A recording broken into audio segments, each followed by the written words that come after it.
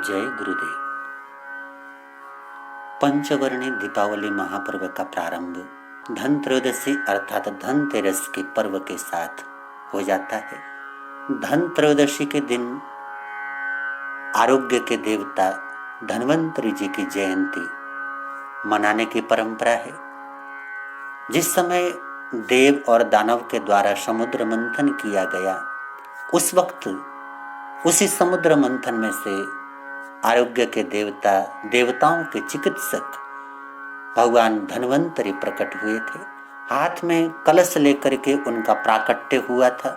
सचमुच में देखें तो आचार्य धन्वंतरी जी आरोग्य के देवता हैं। हालांकि हम लोग दीपावली पर्व के दिनों में माता लक्ष्मी का आह्वान करते हैं और उनसे विनती करते हैं कि हमारे घर में पधारें, हमारे कारोबार में पधारें और वहां पर वो स्थिरता के साथ वास करें।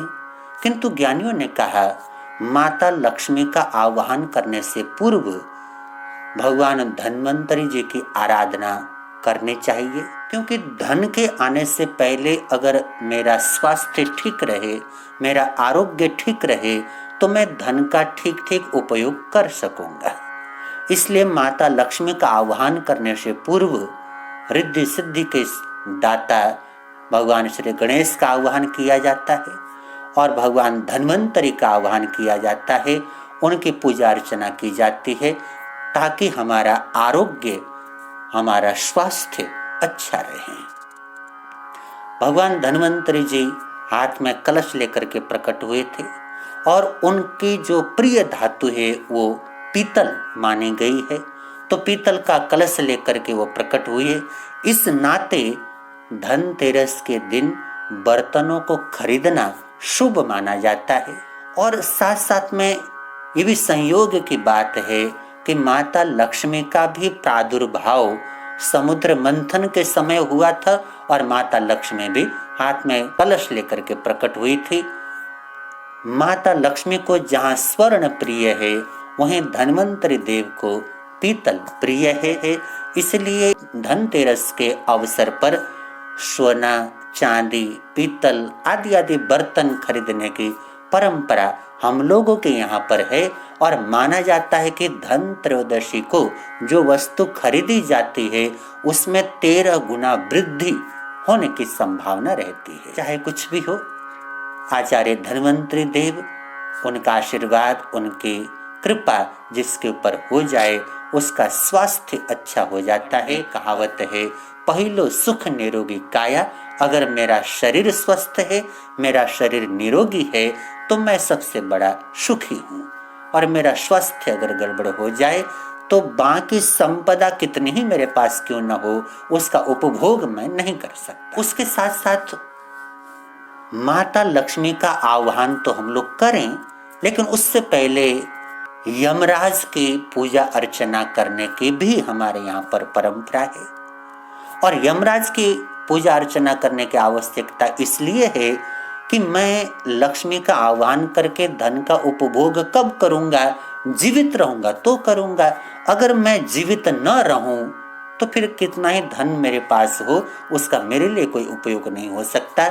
मैं निर्विघ्नता के साथ अपने पूर्ण आयुष्य जी सकूं, इसलिए यमराज की प्रार्थना करना, उनको वंदन करना और उनको दीप दान करने की प्रथा धनत्रयोदशी के दिन रखी गई है।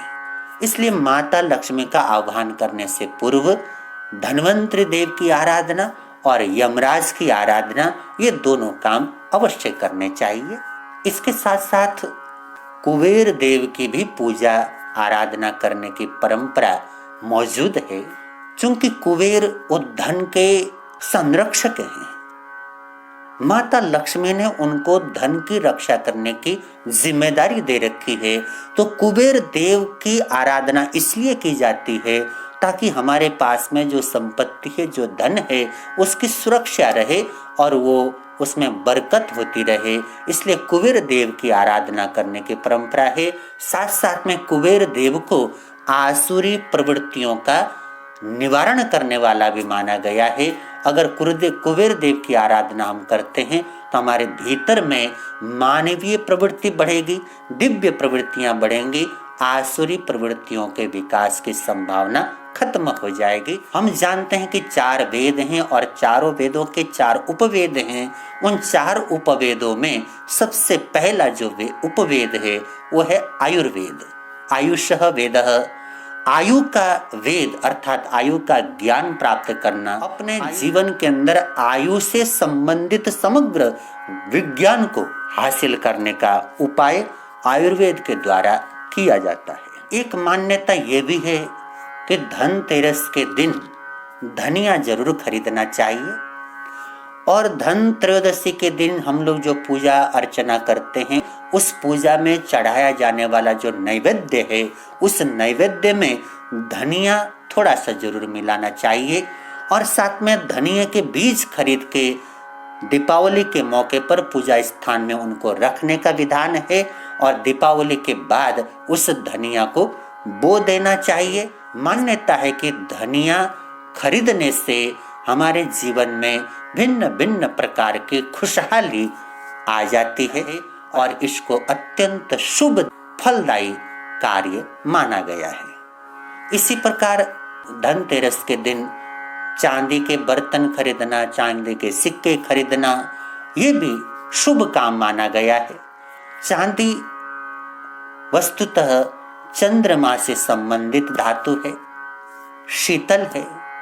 चांदी के द्वारा शीतलता प्राप्त होती है ऐसा माना जाता है और जब मेरे जीवन में शीतलता आएगी मैं ठंडे दिमाग से निर्णय करने में समर्थ हो सकूंगा। और वैसे भी चंद्रमा मन का कारक है, अगर चंद्रमा अच्छा हो जाएगा तो मेरा मन अच्छा हो जाएगा और मन चंगा तो कठौती में गंगा। ऋषियों ने बोला है हमारा मन अच्छा हो जाए तो सर्वत्र अच्छा ही अच्छा हो जाता है। तो चांदी खरीदने के पीछे मूलभूत कारण यही है कि मेरा मन मजबूत हो जाए, वो ठंडा रहे, शीतल रहे और ऐसे शीतल मन में संतोष रूपी धन हमेशा हमेशा कायम रह सके ताकि अपने जीवन को खुशहाली के साथ हम जीने में समर्थ हो जाएं। हम सभी जानते हैं कि दीपावली के अवसर पर रिद्धि सिद्धि के दाता गणपति जी और माता लक्ष्मी का भरपूर पूजन अनुष्ठान किया जाता है और ये धारणा है कि दीपावली के मौके पर माता लक्ष्मी और गणेश जी की जिस प्रतिमा की पूजा की जाती है वो प्रतिमा धनतेरस के दिन ही खरीदना चाहिए। उससे हमारे जीवन में माता लक्ष्मी और गणेश जी की कृपा भरपूर रहती है। इस प्रकार की भी धारणा हमारे बीच में प्रचलित है। धनतेरस के दिन दीप दान की भी पवित्र परंपरा है। अपने मकान के मुख्य द्वार पर और मकान के बाहर आंगन में और दक्षिण दिशा में जरूर दीप दान करना चाहिए। और इस धारणा के पीछे एक लोक कथा है। माना जाता है कि किसी समय में यमराज ने अपने दूतों से एक प्रश्न पूछा, ये बताओ तुम लोग जब किसी के प्राणों का हरण करके लेके आते हो, क्या कभी तुम्हारा मन किसी के प्राणों को हरण करते समय दुखी हुआ, पीड़ित हुआ, तुम्हारे मन में दया का भाव जागा? तो यमदूतों ने कहा कि महाराज हम तो आपके आदेश का पालन करते हैं, आपने जो आदेश दिया उसका पालन करना हमारा धर्म है, हम केवल अपना धर्म करते हैं, उसके अलावा और कुछ भी सोचने विचारने का काम हमारा नहीं है। यमराज ने देखा कि ये लोग मेरे भय की वजह से संभवतः सत्य नहीं बता रहे हैं। यमराज ने उनको निर्भय किया कि मुझसे डरो मत, जो मैंने पूछा है उसके संबंध में जो सत्य है, जो तुम जानते हो बताओ। क्या किसी के प्राणों का हरण करते समय आज तक तुम्हें कभी पीड़ा हुई, कभी तकलीफ हुई? तब यमराज के वचनों से आश्वस्त होने के बाद यमदूतों ने कहा महाराज एक बार ऐसा हुआ। बोले कब? उन्होंने कहा किसी महाराजा यम के घर में राजकुमार का जन्म हुआ। बड़ी मनोतियों के बाद और बड़ी प्रार्थनाओं के बाद उनके घर में राजकुमार का आगमन हुआ था। पूरे राज्य में खुशियां मनाई जा रही थी। जब राजकुमार का नामकरण संस्कार किया जा रहा था उस समय महाराजा हेम ने विद्वान से विद्वान ज्योतिषी को बुलाया। बुला करके अपने बच्चे के भविष्य के संबंध में प्रश्न पूछा। ज्योतिषियों ने मंथन करने के बाद कहा, महाराज बाकी सब ठीक है, अच्छा है, लेकिन एक अशुभ बात जुड़ी हुई है। बोला कैसी बात? उन्होंने कहा कि इस राजकुमार का भाग्य भी अच्छा है, सब बढ़िया है, किंतु अगर इनका विवाह हुआ तो इनके लिए अच्छा नहीं है। इसके जीवन में विवाह सुख नहीं है, और अगर आपने इसका विवाह कर दिया तो विवाह करने के 4 दिन बाद ही इसकी मृत्यु निश्चित है। यह सुनकर के राजा हेम को अच्छा नहीं लगा। समारोह समाप्त हो गया और उसके बाद अपने मंत्रिमंडल से मंथन करने के बाद राजा ने निर्णय किया कि मैं ऐसे स्थान पर राजकुमार को रखूंगा जहां किसी महिला की कोई परछाई भी न पड़े, महिला को ये जाने ही नहीं। जब किसी महिला को देखेगा नहीं, जानेगा नहीं, तो विवाह करने की बात इसके मन में आएगी नहीं। तो ऐसा इंतजाम राजा ने कर दिया दूर निर्जन प्रदेश में, जहां पर किसी भी महिला का आना जाना वर्जित था। राजकुमार युवा हुआ, और युवा होने के बाद कहते हैं एक बार दूसरे देश की राजकुमारी निकलती थी, कहीं रास्ता भटक गई और उसी जंगल में भटकते भटकते जहां पर राजकुमार था वहीं पहुंच गई। दोनों ने एक दूसरे को देखा, अनुराग जागा, प्रीति हो गई, और दोनों ने वहीं पर गंधर्व विवाह कर लिया। गंधर्व विवाह करने के बाद 4 दिन बीते कि राजकुमार के प्राणांत हो गए, और हम लोगों को उसके प्राणों का हरण करने के लिए जाना पड़ा। जिस समय हम उस राजकुमार के प्राण हरण करने गए महाराज, उस समय उस राजकुमारी का क्रंदन, उसका विलाप और उसका रोना देख करके हमारा दिल पसीज गया। तब हमारे मन में बड़ी दया जागी। उस समय ऐसा हुआ था। ये बात यमदूतों ने यमराज को बताई, और साथ में एक यमदूत ने पूछा, महाराज धृष्टता माफ हो, एक प्रश्न पूछना चाहता हूं। बोले पूछो। क्या कोई ऐसा उपाय नहीं है जिससे किसी की अकाल मृत्यु न हो, अकाल मृत्यु को आदमी टाल सके? क्या ऐसा कोई रास्ता नहीं है? तो यमराज ने बोला है ना, कार्तिक कृष्ण पक्ष की त्रयोदशी के दिन संध्या काल के समय जो व्यक्ति दीप दान करे, अपने घर के दक्षिण दिशा में दीप प्रज्वलित करके मुझे स्मरण करके दीप दान करेगा, उसके जीवन में अकाल मृत्यु का योग नहीं आएगा। ऐसा आश्वासन यमराज ने दिया। इसलिए इस धन त्रयोदशी तिथि को अकाल मृत्यु को रोकने वाली तिथि भी कह करके पुकारा जाता है। हमारा छोटा सा प्रयास हमारे को अकाल मृत्यु से बचा सकता है, ऐसी धारणा हमारे समाज के अंदर प्रचलित है। हम सब लोग धनतेरस के मौके पर माता लक्ष्मी का आह्वान करते हैं, उनकी पूजा करते हैं। श्री सूक्त के अंदर लक्ष्मी जी के स्वरूप का वर्णन करते हुए कहा गया है, धनम अग्नि धनम वायु धनम सूर्यो धनम वसु। अर्थात अग्नि ही लक्ष्मी है, वायु ही लक्ष्मी है, सूर्य और ये वसुधा ये लक्ष्मी के ही स्वरूप हैं। अर्थात जो प्रकृति है वही माता लक्ष्मी है। अगर ये बात हमारी समझ में आ जाए तो जो कुदरत है, जो प्रकृति है, प्रकृति का हम लोग लक्ष्मी माता की तरह सम्मान करेंगे तो भरपूर हमारा जीवन खुशहाल हो सकता है। इसलिए प्रकृति का अर्थात वातावरण का हम लोगों को पूरा का पूरा ध्यान रखना चाहिए। जो पृथ्वी, जल, अग्नि, वायु, आकाश आदि आदि पदार्थ हैं, इनको दूषित होने से हम लोग बचा सकें, अपनी तरफ से इनको दूषित न करें, तो माता लक्ष्मी की कृपा हम लोगों के ऊपर बरस जाएगी। एक प्रश्न पूछा गया कि माता लक्ष्मी की कृपा किसको प्राप्त होती है? तो उत्तर देने वाले ने कहा, न क्रोधो न मात्सर्यम न लोभो न अशुभा मति।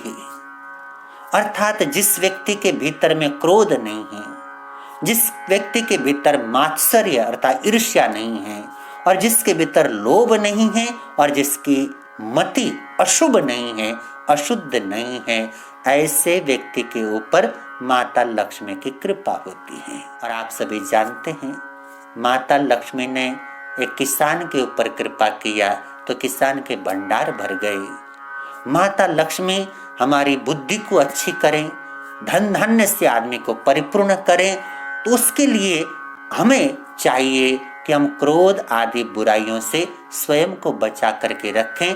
अगर इन बुराइयों से स्वयं को बचा करके रखते हैं तो भरपूर आनंद मंगल का वातावरण हमारे जीवन में निर्मित हो जाता है। अब हम लोग इस बारे में चर्चा करते हैं कि धनतेरस के दिन कौन कौन सी वस्तु खरीदनी चाहिए। सामान्यतया तो हम लोग स्वर्ण, चांदी, बर्तन आदि खरीदते ही हैं, लेकिन साथ में ये भी विधिवत जानकारी हो जाए कि कौन कौन सी वस्तु इस दिन खरीदना शुभ है, लाभदायक है। धनतेरस के दिन माता लक्ष्मी और गणेश जी की मूर्ति अवश्य खरीदनी चाहिए। स्वर्ण, चांदी, पीतल आदि के बर्तन खरीदे जा सकते हैं। कपड़ों में सफेद या लाल वस्त्र खरीदना शुभ माना गया है। धनतेरस के दिन अगर भूमि आदि जायदाद, जमीन हम लोग खरीद पाए, उसे अत्यंत शुभ माना गया है। इसी प्रकार दक्षिणावर्ती शंख, कमलगट्टे की माला, कोई धार्मिक साहित्य, रुद्राक्ष की माला और पारद श्री यंत्र, इनको खरीदना अत्यंत शुभ माना गया। क्योंकि धनतेरस धन्वंतरी जी की जयंती का पर्व है, इसलिए इस दिन औषधि खरीदना भी शुभ माना गया है। धनिया खरीदना अत्यंत शुभ माना जाता है।